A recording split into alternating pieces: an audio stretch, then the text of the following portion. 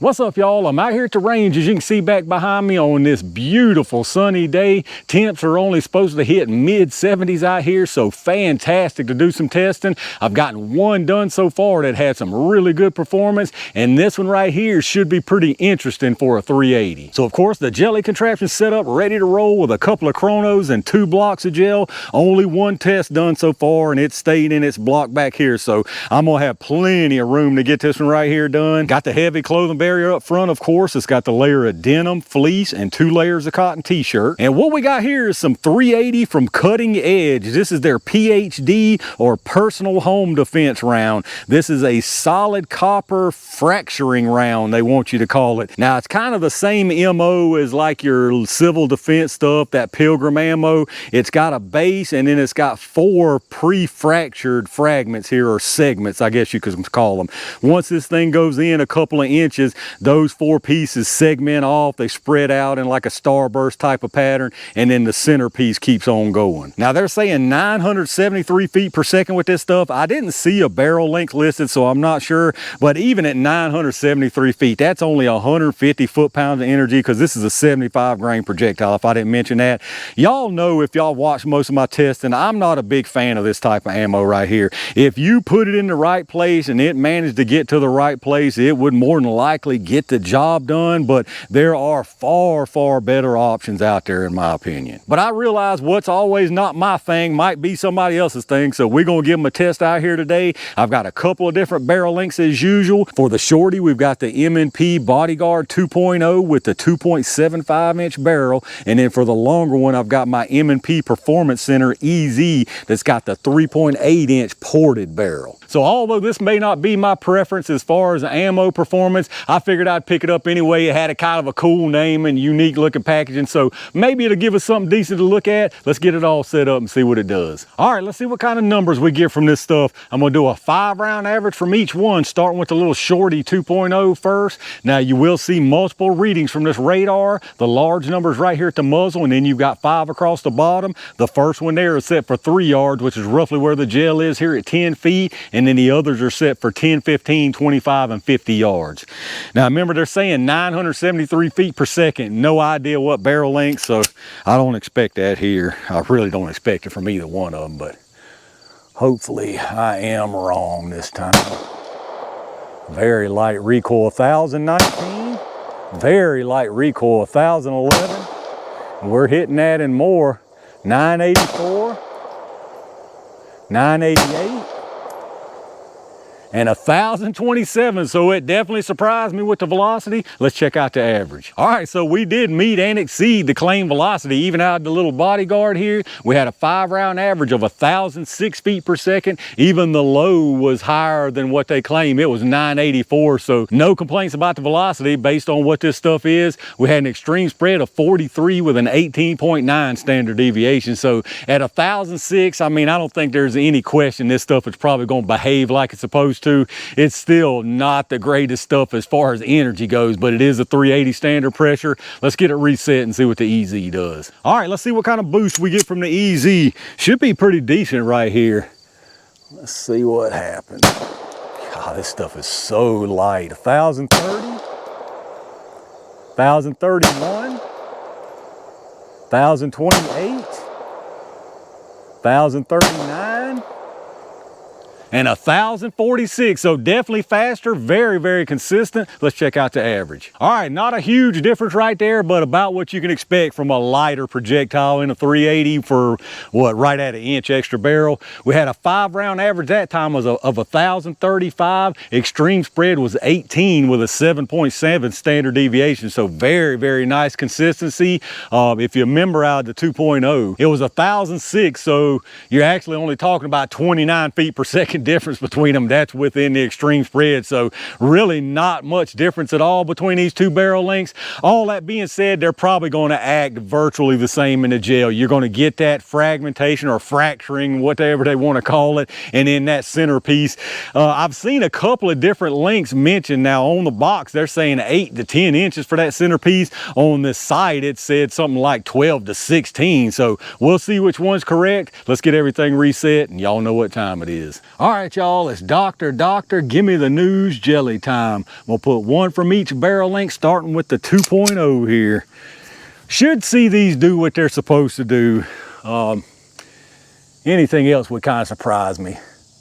Let's see what happens. All right, perfectly placed. Hopefully we didn't lose any of the pedals. We may have. Let me go check it out.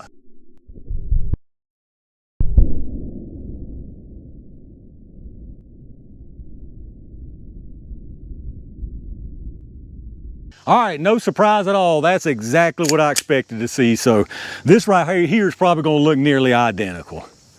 Let's see what it gives us. All right, perfectly placed again. Let's go check these things out.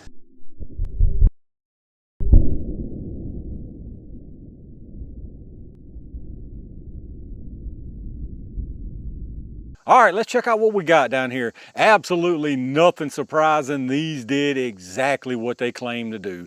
On the top here, that's the one from the little 2.0. As you can see, it comes in here just like they say, within about 2 inches. This stuff fractures apart. All 4 of those pedals go in separate directions, and then your centerpiece keeps on trucking. Now, my big problem with this stuff, and you kind of saw it here again, although these went a little further than we see sometimes, is the lack of penetration. A lot of times you're way back here, I mean around 8 inches or so. This looks like it may have reached about 12. This looks like 12 for sure. That may be right there at 12. Still a little bit shorter than what I would personally want, especially with the lower energy that 380 gives you. But again, if you put these in the right place and they got to the right place, they would most likely get the job done. So anyway, jumping down below that one, obviously this is from the EZ. As you can see, basically more of the same, but you can really see the difference in the velocity. Although it wasn't a whole lot, you can still see the difference that it makes. This one again comes in here, immediately fragments out or fractures out. Now the spread on these pedals is definitely bigger. That is in part because of that extra velocity. This one again keeps on trucking through the gel, and this one actually goes probably an inch, maybe an inch and a half further, which again is due in part, I'm sure, because of that extra velocity. But let's get some measurements on them and see what we got. As far as how far the pedals went out, those are all between 3 and 3.5 inches. So very, very nice consistency. That's probably some of the most consistent pedal separation that I've seen from this type of round. As far as like your spread, you're talking, I would say about 2.5 inches across as far as the spread of that burst pattern. And then your centerpiece, the one on the top from the 2.0, that's at exactly 11.5 inches. And then the one down on the bottom, you're at right at 12.5 inches. So once again, even though these went a little further than we see sometimes, I personally want more penetration than that. So here's your close-up look at them. Again, on the top, the 2.0, the bottom is the EZ. Very, very similar performance like we always see from these. If you follow them on through here, again, on the top, that's the 2.0, and then that's the EZ. Looking at them from above, we can almost transpose them over each other, and you would tell absolutely no difference. That's how similar these things behave, which is definitely a very, very good thing. That is one of the positives of this type of round. It usually does what it claims to do and does it the same every time. So if you follow them both through, I mean, look how close those are. I can put those on top of each other and you would really not know the difference. Penetration's a little further, but most of the same performance from both of these. All right, let's check out these projectiles. They look identical. Absolutely no difference between these two. This is the one from the 2.0, BG 2.0. This is from the EZ. You can see there, both of them fractured off just exactly like they were supposed to. All 4 of the pedals. I dropped that one in the dirt. I did pull the pedals out of the gel on this one right here. I didn't bother pulling the other ones because they're exactly the same. They fractured off exactly the same. You can see there's all 4 of the pedals that peeled off. They did exactly what they were supposed to do. And I say this every time, even though I always talk about how these aren't personally my preference, I have to give credit where credit is due. These did exactly what they claim to do. And they do pretty much, this type of round pretty much does every time. But let's get the numbers on this stuff and see what that looks like. They started out at 75 grains.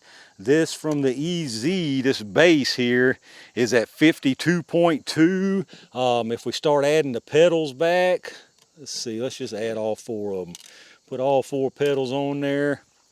All 4 pedals on, we're at 76.0, so no loss, obviously, unless you count the separation from the pedals as loss, which I guess it really is if you're talking about loss from the main core there. And then this base from the EZ, it's at 52.0, so both of the bases right at 52 once you lose the pedals. And then as far as sizes, this is always kind of tough. We'll start with this one from the EZ first. It actually is a little bit bigger diameter just because of the way it kind of tore loose. You got like 0.387 and then 392.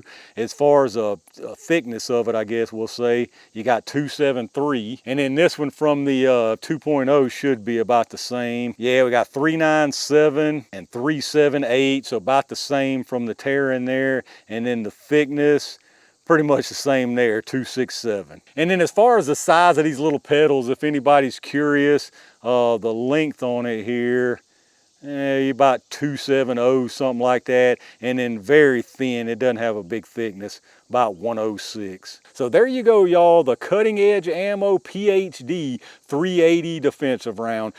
This is their Raptor projectile, if I didn't mention that. That's what they call this projectile, an in-house projectile. Again, this isn't personally my thing as far as performance, none of this type of round, but they did exactly what they claimed to do. They went in an inch or two, got that fracturing from the 4 pedals, those things spread out, and this centerpiece kept on trucking. Now, one of the big complaints I have, of course, is how far this centerpiece goes. This went a little bit further than some of the others we've seen, but still not as far as I'd like to see it go. But I know some people will be perfectly fine with this, and I guess if you're into this fracturing style around, this right here is another fine choice. All right, y'all, I'm gonna call it right there for another pretty interesting 380 test. Not much of a surprise at all right here, other than the fact I am a little surprised it actually exceeded the velocity, because most of these numbers y'all know are gotten out of some unrealistic barrel lengths. So at least they did test these, it looks like, out of realistic 380 barrel lengths. That being said, again, I've said it 100 times, this isn't really my thing. The main reason I tested this is I just want to get everything tested. I want to try to test everything that's out there. If I hadn't tested it yet, leave me a comment or something, tell me I ain't tested it yet and I need to test it, and I'll put it on the list. So I want to get as much stuff tested as I can, even if it's not my thing. Like I said, it probably is somebody out there's thing, so this will be on the record. If somebody's wondering, you know, they see it for a deal or whatever, they can look up and see it's been tested and see what kind of performance they get. But let me know what y'all think about it down in the comments. Those y'all that carry 380 or really whatever caliber, do you run this fracturing type of rounds, be it the civil defense, the Liberty stuff, or maybe even this right here? Let me know in the comments what your thoughts are. If you're doing any kind of shopping, like I always remind you, check out those affiliate links I've got in the video description. Lots of really good stuff down there, and anything you pick up helps the channel, so I really do appreciate that. Big thanks again to all my Range Gang members and every single one of y'all for supporting the channel. I've got one more test planned for out here today that should be a really good one, so make sure you stay on the lookout for that. And in the meantime, stay safe, stay prepared, and I'll see you soon.